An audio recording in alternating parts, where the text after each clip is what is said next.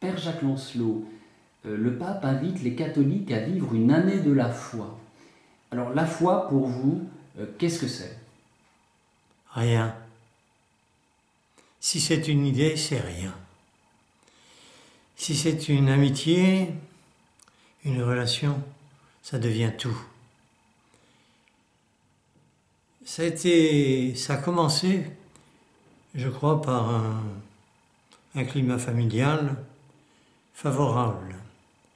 Et à 17 ans, la rencontre de Jésus-Christ avec le Père de Foucauld, c'est devenu une relation personnelle, une amitié, alors ça devient tout. C'est devenu tout à tel point que j'ai voulu consacrer, que je consacre ma vie à la personne de Jésus-Christ et à son travail.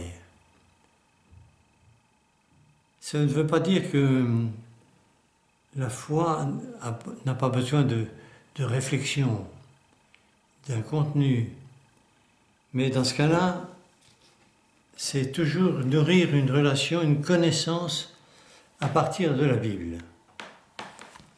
Et ça, c'est le Prado qui me l'a donné comme une chance, comme un travail.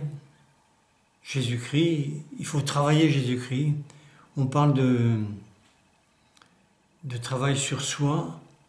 Eh bien, il y a aussi un travail sur Jésus-Christ. Il ne se laisse pas connaître n'importe comment, d'une manière facile.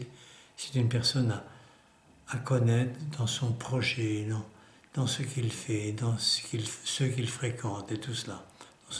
Toute sa vie est à assimiler et j'essaie de me nourrir de lui le mieux possible.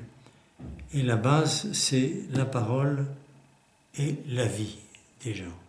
Voilà, qui nourrit mon amitié avec Jésus-Christ. Vous avez parlé du Prado. Est-ce que vous pouvez rappeler? Ah oui, le Prado. C'est une association de prêtres où on s'aide à suivre Jésus-Christ, comme le dit le Père Chevrier, de plus près. Pas de plus près que les autres, non, de plus près parce que c'est notre choix. C'est né à Lyon. Prado, ça veut dire près. C'était un bal qui a été acheté par le Père Chevrier pour être un lieu où on accueillait les enfants de la rue pour leur donner une petite instruction et une connaissance de Jésus-Christ minimum. Et cette association a continué son chemin dans le monde. On est 1300 prêtres. Et nous sommes une petite équipe ici sur le Calvados, la Manche, l'Orne et la Mayenne de 7.